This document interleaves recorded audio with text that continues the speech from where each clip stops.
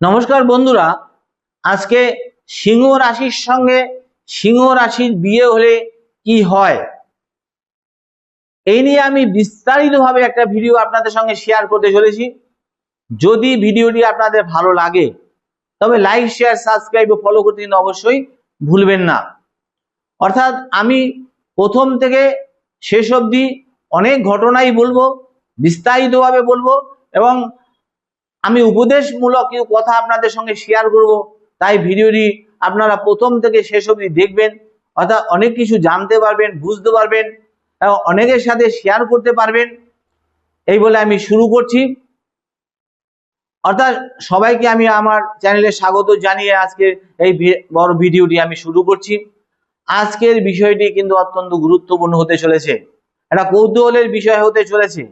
সিংহ রাশির জাতক জাতিকাদের সঙ্গে যদি আরেকজন সিংহ রাশির জাতক জাতিকাদের বিবাহ হয় তাহলে সেই দাম্পত্য জীবন কেমন হতে পারে। দুজনেই সিংহ রাশির, কিন্তু দুজনের মধ্যে আত্মসম্মান প্রবল, কিন্তু দুজনেই কিন্তু নিজের জায়গায় শক্তিশালী ব্যক্তিত্বের অধিকারী, কিন্তু দুজনেই কিন্তু সম্মান চান, দুজনেই চান যে তার সঙ্গী তাকে গুরুত্ব দেন। তাহলে প্রশ্ন হচ্ছে এখানে, এই যে দুই শক্তিশালী ব্যক্তিত্ব একই সংসারে থাকবেন এবং একইভাবে রাজা রানীর মতো সুখের সংসার করবেন, নাকি কে বড়, না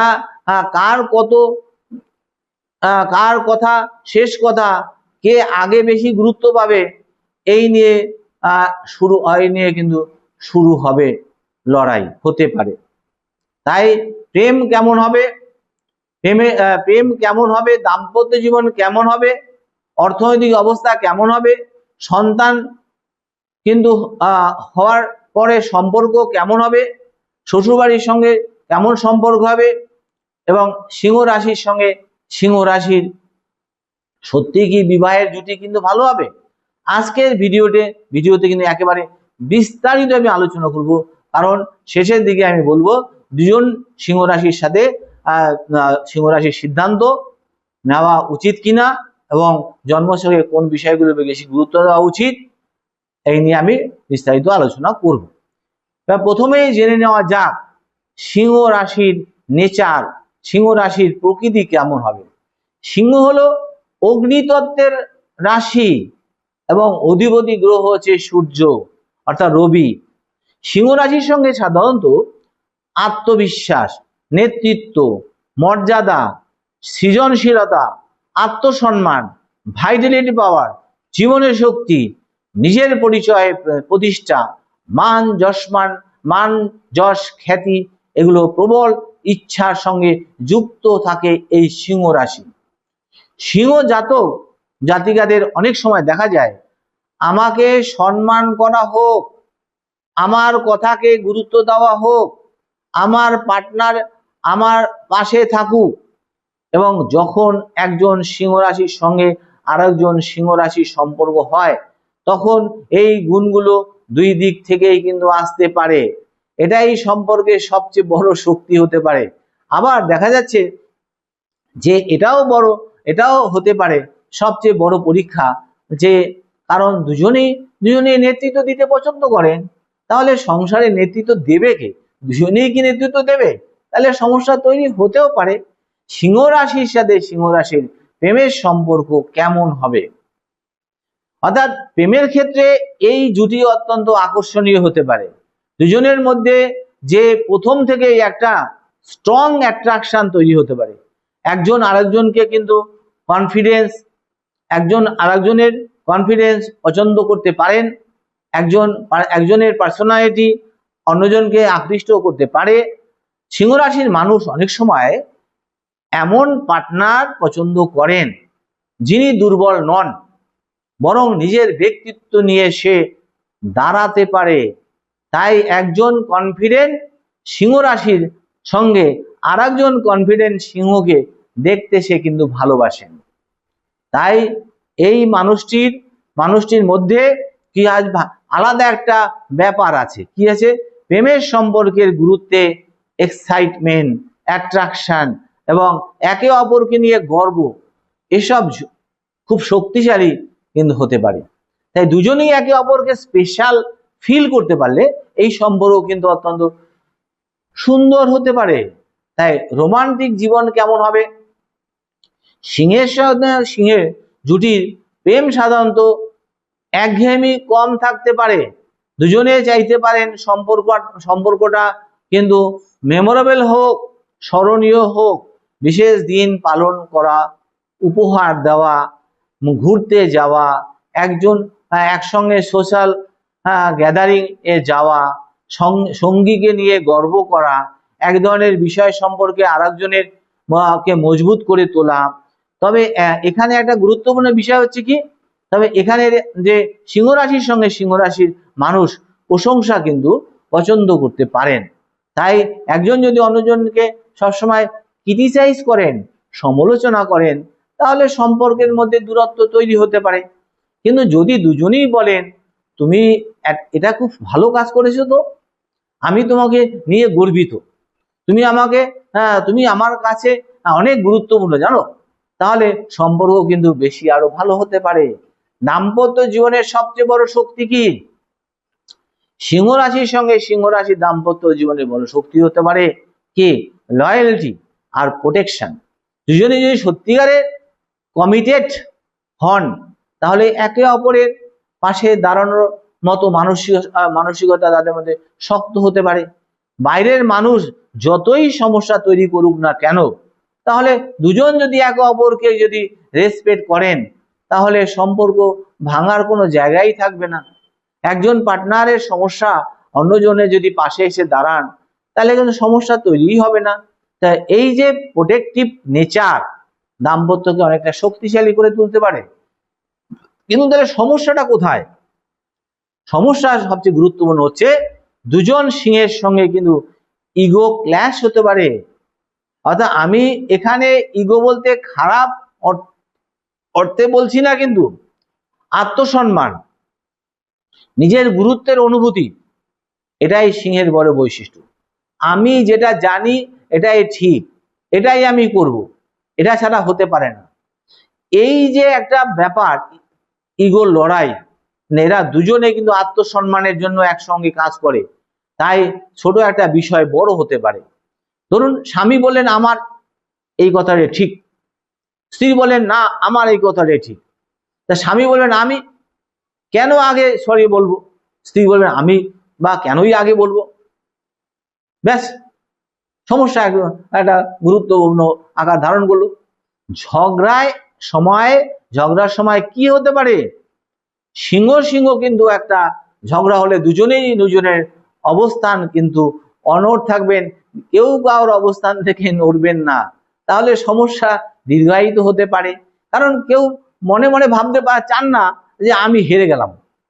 তাই জুটির জন্য একজন জুটির জন্য আরেকজন জুটির নিয়ম হচ্ছে ঝগড়ার কে জিতবে সেটা নয়, সম্পর্কটা জিতলো কিনা সেদিকে নজর দিন, সেটাই দেখতে হবে। ইগো লড়াই করলে চলবে না। একজনকে কখনো কখনো একা এক পা পিছিয়ে যেতে আসতে হতে পারে। তাই দুজনে একজন আরেকজনকে অপব্যবহার আপনারা করবেন না। মানসিক বোঝাপড়া কেমন হতে পারে? এই ক্ষেত্রে কিন্তু ফল কিন্তু দুরকম হতে পারে। দুজন নেচার হলে দুজন যদি ম্যাচিউর হয়, তাহলে একজন আরেকজনকে পার্সোনালিটি বুঝতে পারবেন। দুজনে জানেন পার্টনারের আত্মসম্মান কতটা গুরুত্ব, তাই একে অপরের সম্মান দিতে পারবেন। দুজনেই ইম্যাচিউর যদি হন, তাহলে শুরু হতে পারে অভিমান, নীরবতা, অ্যাটেনশন পাওয়ার চেষ্টা, কে আগে কথা বলবে সেই লড়াই, তুমি আমাকে গুরুত্ব দিচ্ছ না, তুই আবার অভিমান। এই যে সিংহ লড়াই, এটা ম্যাচুরিটির অভাব হলেই এটাই সম্ভব। অর্থনৈতিক জীবন কেমন হবে? সিংহর সাথে সিংহ অর্থনৈতিক জীবন ভালো হওয়ার সম্ভাবনা যদিও আছে। দুজনের লক্ষ্য পরিষ্কার, তাই দুজনেই অ্যাম্বিশন নিয়ে এগোতে পারেন। দুজনেই যদি ক্যারিয়ারের উন্নতির দিকে এগোতে পারেন, দুজনেই স্ট্যাটাস নিয়ে এগোতে পারেন, দুজনে যদি মিলেমিশে অর্থনৈতিক উন্নতির চেষ্টা করতে পারেন, তাহলে ভালো অর্থনৈতিক অবস্থায় আপনারা পৌঁছাতে পারবেন।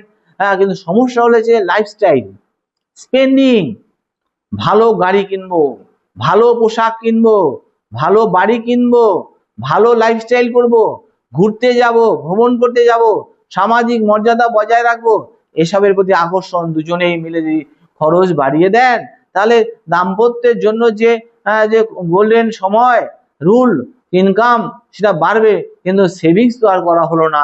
তাহলে লাইফস্টাইল বাড়ালে হবে না, সেভিংস আপনাদের করতে হবে। ক্যারিয়ারের ক্ষেত্রে সিংহের সাথে সিংহের কিরকম হয় জুটি, দুজনেই যদি ক্যারিয়ার ওরিয়েন্টেড হন তাহলে একে অপরকে মোটিভেট করতে হবে।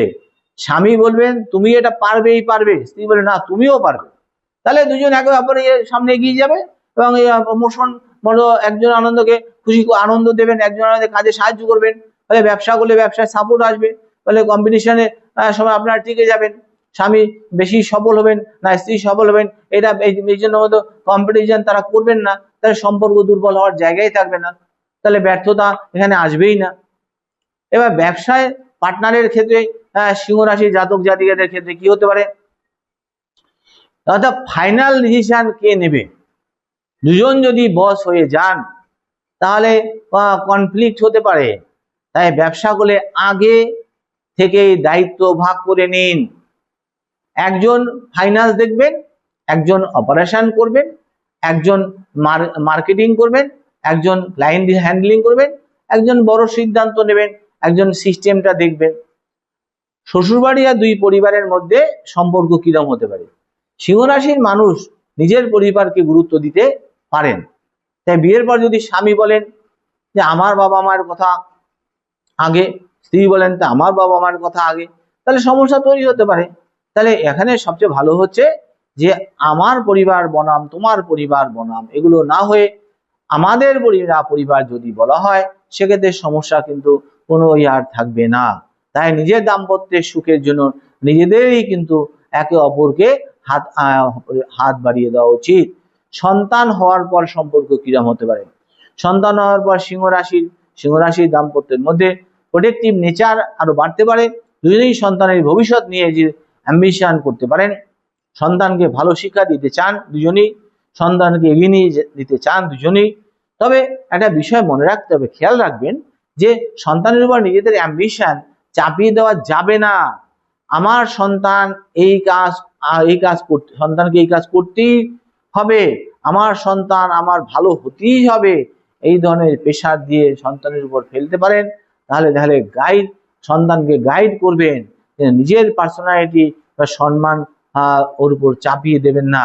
তাহলে বিচ্ছেদ বা সম্পর্ক ভাঙার ক্ষেত্রে কি হতে পারে, সিংহ রাশির কারণে বিবাহ বিচ্ছেদের এমন একটা কথা বলা ঠিক নয়, কেন যেমন অতিরিক্ত অহংকার, বারবার পার্টনারকে ছোট করা, ক্ষমা না করা, সবচেয়ে নিজের কথাকে ঠিক প্রমাণ করা, পার্টনারের অপমান করা, এই যে পজিটিভনেস নিয়ে অতিরিক্ত থাকা এবং অন্যের সাফল্যকে সহ্য না করা, তাহলে সম্পর্কের মধ্যে সমস্যা তৈরি হতে পারে।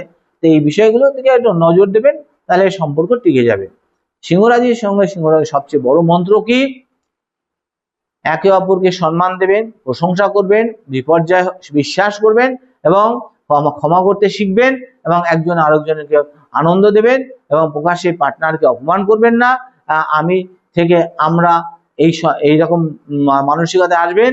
তাই এটাই হচ্ছে গুরুত্বপূর্ণ বিষয়, আমি কি চাই এই প্রশ্ন আসবেন না, আমরা দুজন কি চাই এই প্রশ্নে আসবেন, সম্পর্ক টিকে যাবে।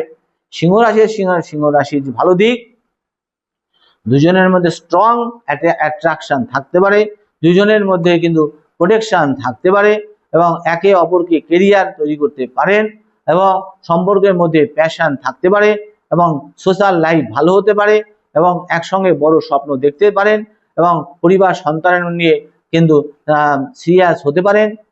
এবং এবার 10টি সম্ভাব্য সমস্যা হচ্ছে, ইগো ক্ল্যাশ আসতে পারে,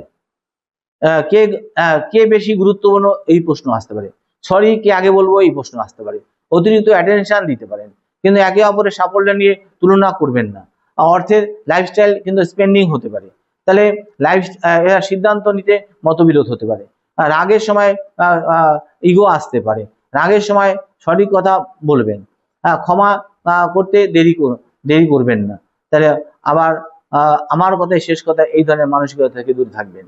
তাহলে সিংহর সাথে সিংহ বিয়ে কি সফল হয়? হ্যাঁ, অবশ্যই সফল হবে, কেন হবে না। কিন্তু আন্ডারস্ট্যান্ডিং, নিজের মধ্যে আন্ডারস্ট্যান্ডিং, ম্যাচিওর, লয়াল হতে হবে, তবে সাফল্য আসবে। তাহলে এমন একটা কথা বলছি বন্ধু, সহযোগী আপনারা শুধু রাশি থেকে বিচার করে সম্পূর্ণ, যদি কিন্তু সিংহ রাশির রাশি থেকে বিচার করে পূর্ণাঙ্গ বিবাহ বিচার করবেন না। অর্থাৎ যদি শুধু নিজের ইগোকে নিয়ে থাকেন তাহলে কিন্তু সম্পর্ক কিছু জটিল হতে পারে। যদি সিংহ রাশি দেখে সিংহ রাশির সাথে সিংহ রাশি কি বিয়ে হওয়া উচিত, হ্যাঁ, এছাড়াও কিন্তু বিয়ে করা ভেঙে যাওয়া কোনোটাই উচিত না। কেন সিংহ রাশি সিংহ বিয়ে করলেই যে ভেঙে যাবে এমন কথা নাই। কিন্তু তার সঙ্গে আপনি চন্দ্র রাশি, জন্ম নক্ষত্র, সপ্তম ভাব, সপ্তমের অধিপতি সপ্তমেশ, সপ্তম কোন নক্ষত্রে, সপ্তম অধিপতি কোন নক্ষত্রে বসে আছে, সপ্তম ঘরে বসে আছে সে কোন নক্ষত্রে আছে, এবং সপ্তম ভাবের অধিপতি কে, শুক্র গ্রহের অবস্থান কিরকম, বৃহস্পতি কিরকম, মাঙ্গলিক আছে কিনা, পুনর্প্রদোষ আছে কিনা, চন্দ্রের সাথে রাহুর সম্পর্ক আছে কিনা, চন্দ্রের সাথে কেতুর সম্পর্ক আছে কিনা, এবং নবাংশ বিচার করতে হবে, দশান্ত দশা গোচর বিচার করতে হবে। তারপরে পূর্ণাঙ্গ বিচার করে আমরা একটা জায়গায় আসতে পারি। তাই শুধুমাত্র রাশিভিত্তিক আলোচনা করে, বিনোদন মূলক আলোচনা, এটা দিয়ে টোটাল বিচার করে শুধু রাশি থেকে টোটাল বিচার করে বিবাহ করা উচিত নয়। তার সঙ্গে আপনাদের এগুলো এইসব জিনিসগুলো দেখতে হবে। তাই আপনাদের ইগো ভাবটা কমাতে হবে, তার সঙ্গে ন্যাচুরাল লেভেল আনতে হবে। বিবাহিত জীবনে সিংহ রাশি সিংহ পার্টনারশিপ যদি হয়, সমালোচনার চেয়ে প্রশংসা বেশি করুন। রাগের সময় সিদ্ধান্ত নেবেন না, আর টাকার ব্যাপারে স্বচ্ছ থাকুন, এবং একসঙ্গে ভবিষ্যতের লক্ষ্য ঠিক রাখুন, এবং সবচেয়ে গুরুত্বপূর্ণ পার্টনারের সাফল্যকে গুরুত্ব দিন, এবং আমার করবেন না। আবার দুজনে বন্ধুত্বপূর্ণ সম্পর্ক বজায় রাখার চেষ্টা করুন। প্রথম আগর ভালোবাসা, লয়ালিটি, সম্মান, অ্যাম্বিশন এবং প্যাশন, অহংকার, জেদ এবং ইগো এবং ডমিন্যান্স, কে আগে ক্ষমা চাইবে, কে বেশি গুরুত্বপূর্ণ, এই ধরনের সমস্যা থেকে দূরে থাকবেন। দাম্পত্য জীবন সুখের হবে। এই বলে আমি শেষ করলাম। আপনারা সুখে থাকবেন, ভালো থাকবেন, সুস্থ থাকবেন। এই বলে আমি শেষ করলাম। নমস্কার।